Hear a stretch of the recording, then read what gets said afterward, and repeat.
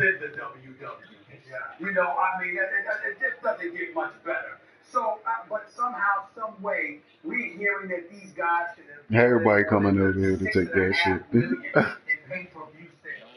What does somebody like you guys? They ain't got no defense though. That's why they scoring like that. What did you learn from watching Mayweather McGregor doing anything from a promotional standpoint? I think from a promotional standpoint, they did a lot of things right. You know, they found two personalities, and that's really what this is all about. Floyd will be the first guy to tell you that it's what personality is what sells fights. It's what he does. He changed himself from Pretty Boy Floyd to Money Mayweather, and that was based around WWE and the culture of changing Hulk Hogan to Hollywood Hulk Hogan. And Yeah, he's a paint protector. Yourself, you know, he created that persona. McGregor. I got a paint protector too. A lot of it has to do around kind of what WWE does, but also what Mayweather does. The thing about them paint protectors, they slow. You just gotta watch how you shoot on them. But they did it very well. You know, it was a moment in time that I don't think you could replicate. The great thing is, I think what people were afraid of is that it wouldn't deliver. I think it did deliver.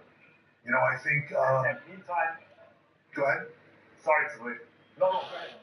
You know, I think it did deliver. I think people got an entertaining 10-round fight. I think it ended up where the educated person would imagine that it would end up, but I think it was entertaining and it delivered on a lot of levels.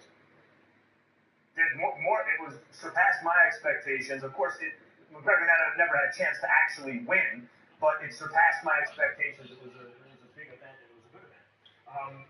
Meantime, Muhammad Ali, you talked about what people can learn from wrestling. Back when he was still Cassius Clay, was imitating Gorgeous George, the wrestler, right? Like he saw how he could play the heel, and yet everyone would pay to see the heel, get beaten, and took something from that. Recently, we've seen LeVar Ball in the ring. We've seen Gronk in the ring. Between those two guys, who do you think would have the greater potential for WWE superstardom? Well, I do that. LeVar Ball certainly has a penchant for winding people up and wanting to see people beat him. And I think that's an important factor. But, you know... Little faggot, set that moving screen, dog. It's the only reason. When you look at McGregor, you look at Ronda Rousey, you look at Gronk, you look at LeVar Ball, all those people, what connects them to personality? Whether you love them or hate them, those personalities drive people. They create a connection, and that's really what people pay to see. There are very few pure boxing fans in the world. There are very few pure MMA aficionados in the world. There are very few pure WWE or NBA or NFL that really admire the intricacies of all of that stuff. The personalities. Nah, I try to get past him, bro. He's straightened. Be the team or the individuals. They just set moving screens. That's all they do. They set moving screens.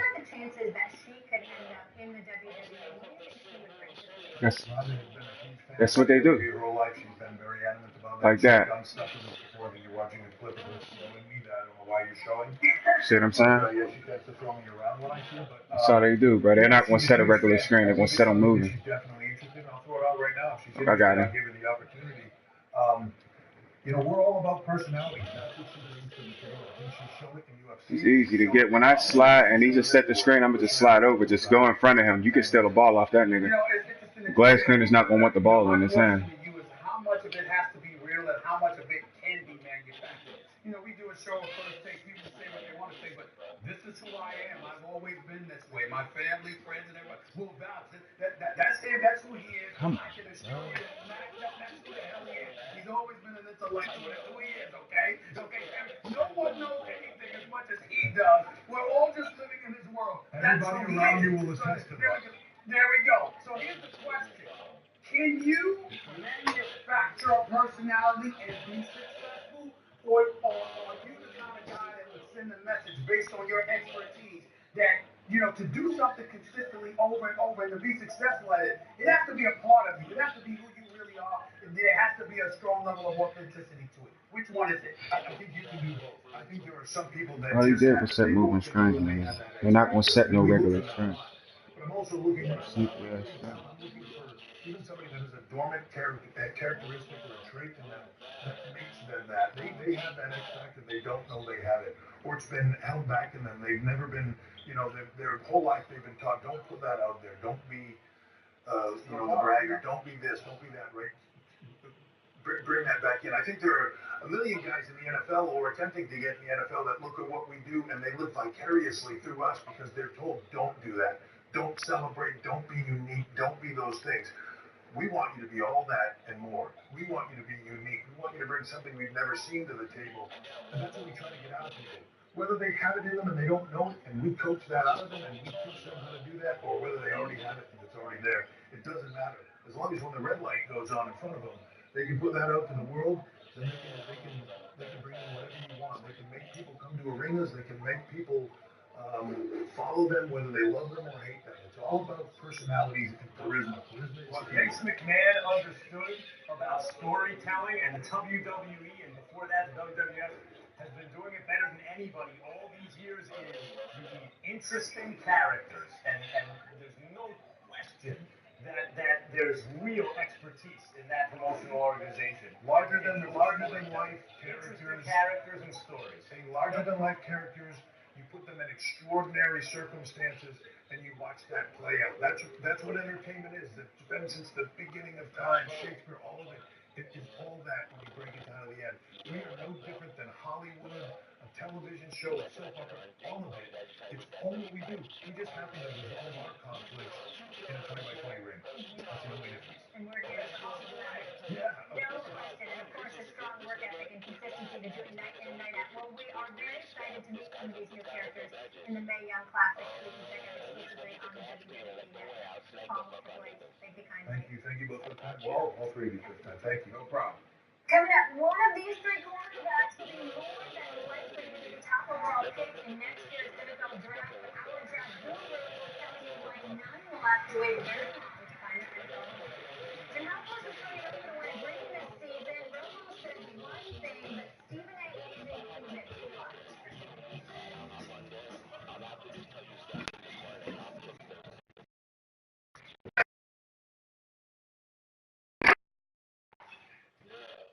But to be honest, I felt like playing on my glass cleaner. I was gonna bring my stretch big, but like, yo, nah, I already know you like to shoot, so I would just set your screen.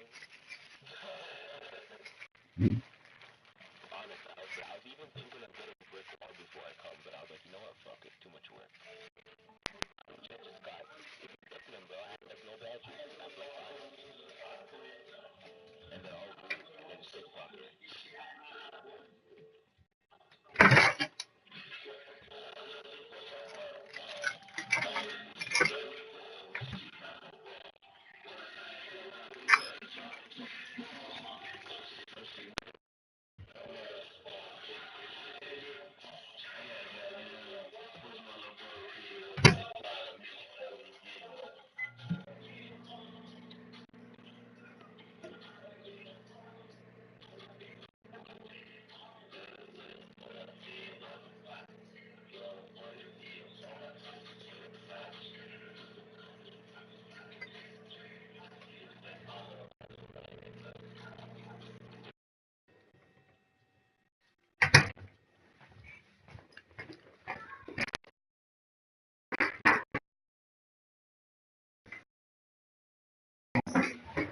Where you are. Watch live football with PlayStation View. Start from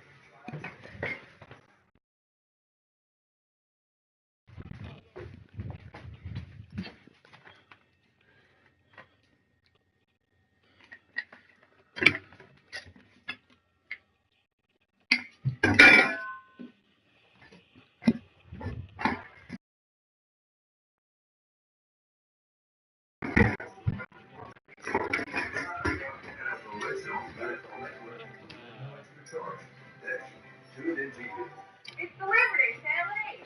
the perfect time to buy a grill from our exclusive lineup of premium brands. Get the right grill delivered right to your house. Now through Labor Day, buy any grill, $3.99 and up, and we'll assemble and deliver free. Ace's Place and helpful hardware. My fault.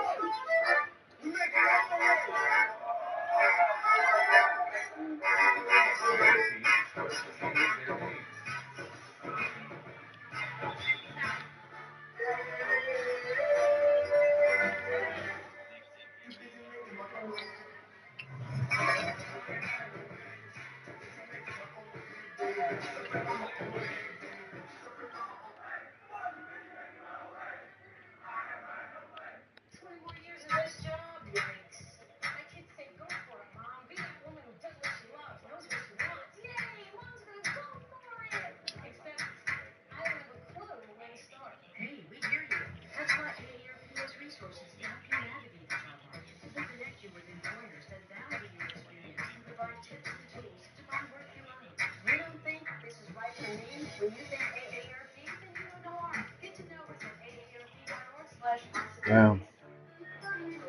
All That's right. alright. In my Johnson commercial, we open with a car chase. There's semis, you got a couple of bikers in there. Grandma's on speed. There's a news reporter down there, she's going blah, blah, blah, blah, big car chase.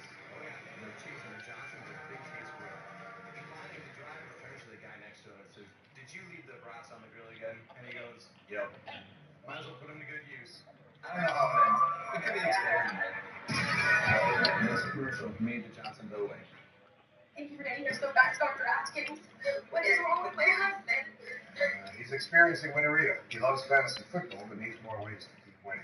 I recommend game supplementation, draft games. They have lots of games every week, which can boost his winning efficiency and keep winning momentum. Play DraftKings free $100,000 contest week 1, and if you draft the perfect lineup, you can win $1 million. Use promo code GAME. He's making a way valuable. And pick two provide deals on his odds favorites everywhere. That's good. Get your fan favorites on the Week Pick 2 menu. Choose any two for just $5.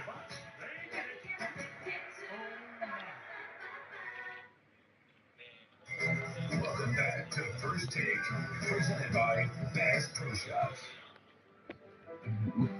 Thousands have been affected by Hurricane Harvey and urgently need support. Help the American Red Cross provide meals and shelter to these families. Donate today by going to redcross.org/ESPN or call 1-855-999-GIVE. How about them Cowboys? How about them? You know what it is. How about them Cowboys? Whatever. I think that Cowboy fans are the most delusional Cowboy fans right there. Obnoxious fans.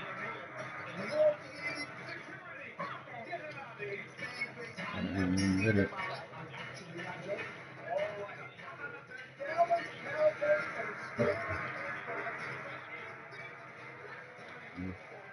Man, it's right there.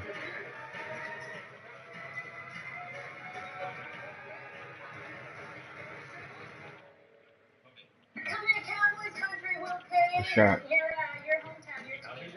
Friday, September 8th at Billy Bob's on Radio Drive in Fort Worth. Deion Sanders will also be there, and other Cowboy greats. Los Lonely Boys will perform live. Doors open at 7:30 a.m. local time. Come on down. It's gonna be a good one. Good luck.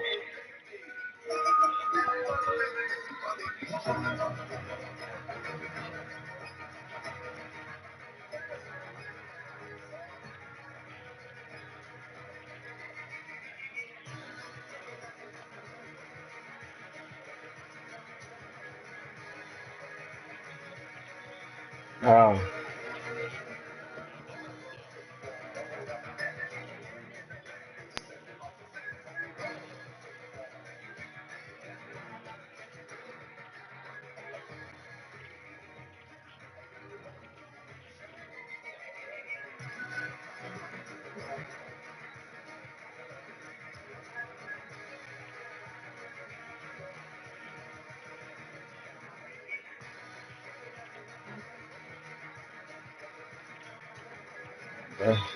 How they keep letting him close out like that?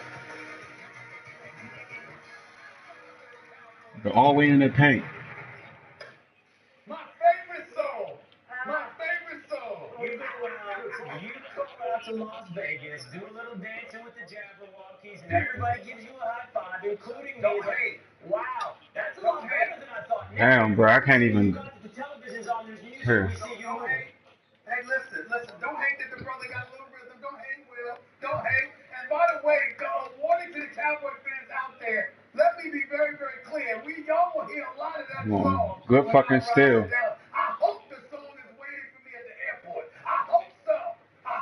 Out to him. I'm flying into Dallas. I'll be there early next week. Early. I can't wait. Nobody doubts. Hey, Will. Long ass, too. Family members there. Invite the K family. They're more than welcome. They're going to be there. They're gonna Come be on, there. bro. They got a little bit of a beef with you two. They want to air out. Come on, I didn't even mean this. Come on, I didn't even try to shoot that, bro. I was trying. One important Listen to how fitted that accent got when he started talking about his family and friends. Is Mama Jane gonna be there? Yes. Mama Jane. You gotta reach on him. just reach. He's gonna when he posts, he'll just reach. I'm trying to tell you. I'm trying to tell you right there. I'm good with the mom. All I know is all of a sudden it was my family, my friends, my I mean, whoa. Let's get into his team. Our former quarterback Tony Romo speaking at CBS talent availability. He was asked if he considered joining the quarterback needy Jets. Romo said, "I took a look at them. I'm not going to say if they were in the Final Four, but I did take a look." Well, do you think he really considered going to Gateway? Considered? Well, I take Tony at his word. I mean, I'm not going to think Tony. Please. Listen, in fact, if there's a theme on this show for the year 2016 and 17 is listen. He said, I took a look. Does that mean he considered them? It probably means he took a glance over at the New York Jets, waved his hand in front of his face, and walked away as quickly as possible. Yes, that's not going to be a good fit for me, the New York Jets. And by the way, it probably should have been a mutual feeling. The New York Jets should be in total and utter reboot mode, and we know that they are. They now are. We see that, getting rid of Eric Decker and putting Matt Forte on the block and doing everything they can do to get everyone over the age of 30 out of the building. Bringing in a 37-year-old quarterback, no matter how good he is, probably wasn't the right answer for the New York Jets. But yeah, I take Tony at his word. He took a look. He didn't say, in fact, he said, I'm not going to tell you if they're one of my top 4 teams, which I think is a clear indication that they weren't. And who we ought to be focusing on is those 4 teams. Why aren't the Denver Broncos being mentioned? Why aren't the Houston Texans being mentioned? Championship windows are short. Denver. Championship windows are short. Houston. Well, why would a championship contender consider Tony Romo? I don't understand. I really don't get it. You've got the number 1 defense in the league in Denver. You've got the number 6 defense in the league, Houston, that you're going to probably entrust to a rookie quarterback. Perhaps Tom Savage keeps that job for a little while. Trevor Siemian, we know, can keep Denver in the 97 range, but you will burn through your championship window with, yes, passing up on what would be, even at the age of 37, even in 2017, a top 10 quarterback in the NFL. Undoubtedly so. Undoubtedly so. That is hilarious. That is absolutely not. Here's the funny part. That Wills like that he omitted that power forward, I got an athletic finisher, man. You got to guard them a certain way, man. You don't want to sit in the paint on them. That's not going to help. He's going to dunk on you. Center athletic finishers are not like power forwards, though. They can do a lot more.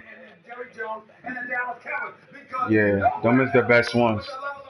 I got one.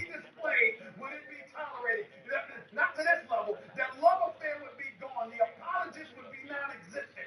You would look at him and think about 2 playoff victories in 9 years. You wouldn't sit up there and pay attention to the numbers and talk about the pass and accuracy and all that. You think about those big moments he didn't come through. You think about the absence of playoff victories. You think about a franchise that has been associated with greatness and championships, and then he came along, even though there were others that came along a little bit before him, the Quincy Jones of the world and others. But for the most part, the stars that were arrived, the Troy Aikmans of the world arrived, the Starbecks of the world, hell, even the Danny Whites of the world, they were all better than Tony Romo. And in the end, what it comes down to is that he had come to New York City, the Big Apple. You understand where the Max Kellermans and Stephen A. Smith are waiting for him, along with the rest of this media contingent? He couldn't handle it. He couldn't handle it at all. That's why he ran straight to that damn booth. Because if he had come to New York, okay, and wasn't getting it done, it would have been the end for him. It would have been the end.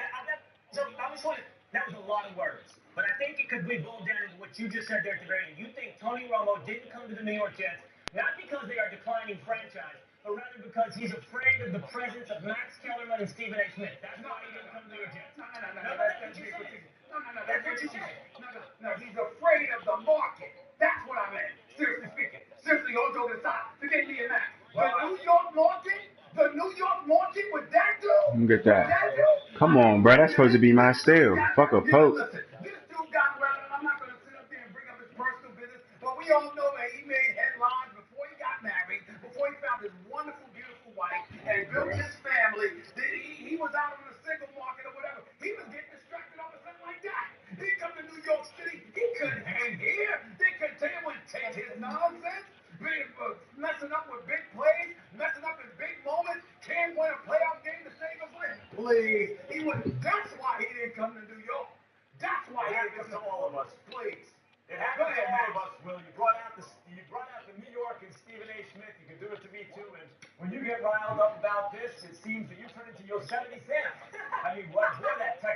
sometimes, but he's not gonna get those all the time. Listen, Romo wanted a job in the NFL as a starting. He's just trying to pull you out the paint. That's why he shot that ball. But they don't shoot threes like that. Now on twos, yeah. Corner threes are easy for anybody. The Jets are the worst idea possible for Tony Romo. And Stephen A., what you said is right too. Also, the market's unforgiving and all those things. For the Jets, Told you. because as they're trying to, I don't know, not develop anything really, just tank for a draft pick apparently for the top spot in the next draft. They at least have a guy who, while he was upright for a couple games, would serve as a gate draw, I suppose. I mean, this is Romo on the Jets is such a bad fit. It's like something that the Onion Sports would come out. It's a simply bad fit. It's a horrible fit. It's a horrible fit. However, I mean, you don't really. Yeah, remember I'm a sharpshooter. I got that limited range. That's. The likes of Roger Staubach and Troy Aikman, Stephen A. You don't really insult someone. Oh yeah, sometimes they miss them. But that's actually sharpshooter's best shots is way in the back. It's harder for him to shoot close. You bring up the Cowboys because of those guys. That's why I brought them up. You bring up the Cowboys because of those guys. You bring up anything to pen a negative line on one of your favorite players. He's off. Don't worry about it. Even if it requires you pointing to one of the best players of all time, to suggest, oh, he's not really as good as that guy. But like, Romo's not a member of your media. I'm looking at a guy that was a quarterback for 9 years, got 2 playoff victories on his resume. I'm looking at a guy that was back-to-back 8 and 8 seasons, and even only one of those years he missed. The other 2 he was there. When they lost the last, You just gotta know how to work them a certain way. Like them centers, the centers is they real clumsy and unorthodox.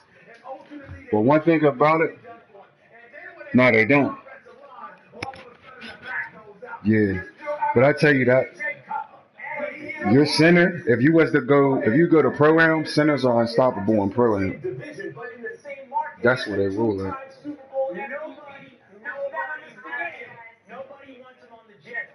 So that's how I made my sharpshooter. He's a big nigga.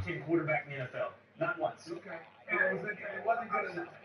Well, thank you, Conway.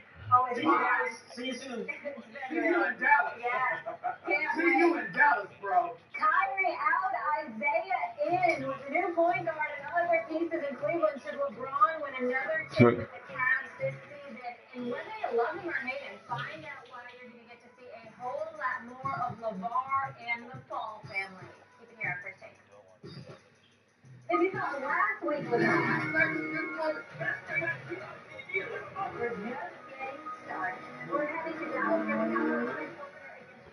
That 2K18 gonna be different this time.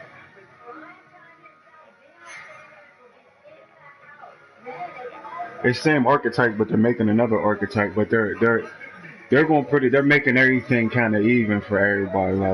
Like if you got a slasher, your slasher's gonna be able to have better shot selections. Like you ain't gonna have to just dunk. You'll have a good mid range. You'll have speed.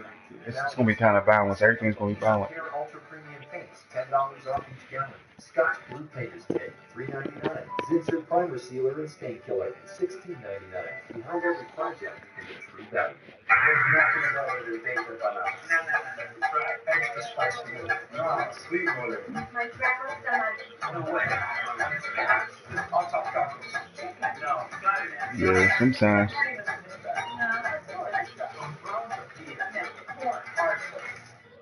Solo con Coca-Cola. Yeah, them shot creators is gonna be the shit in there though. They made the shot creators in 18 is gonna be even better. They made the game after Kyrie. Watch, everybody's not gonna make shot creators.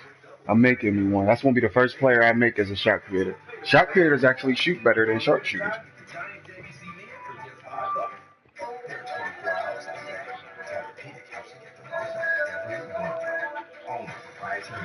Exactly. Yep. That's how they are. The off the dribble is better than having a 90 overall regular three.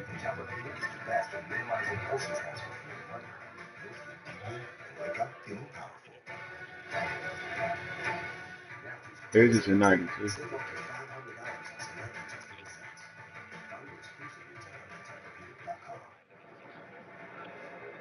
Yeah, the smaller your player, the better offense they have. The bigger the player, the better defense. That's the only thing I don't like this game. I don't like about it. You don't. It's like either you want offense or you want defense. You can't have a balance of both. But that's why I like my fucking athletic. The power forwards is like my defense and offense is easy and even. Like my contact dunks. My contact dunks is a 94.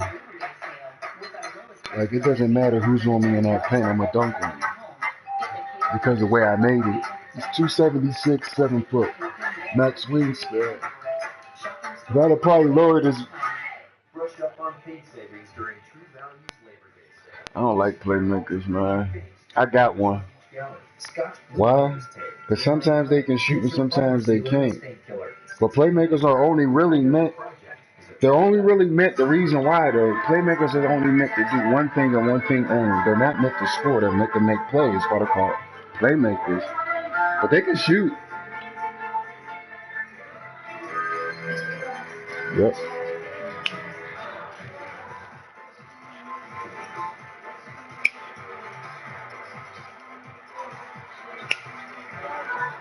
Yep, that's what they do.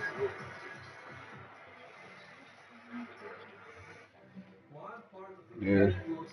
But what I like about a shot creator is shot creators not only create shot for themselves, they create shot for others. So they got offense and they got offense for themselves and they make offense for others. Like 6'7", 226.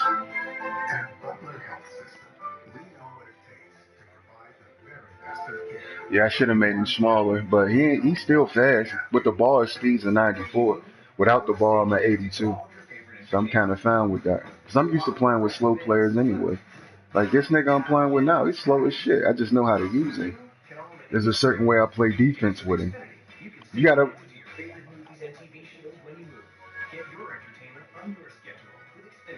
Yo, your playmaker's not gonna play like mine, because my playmaker play dead. Your shit's faster than mine.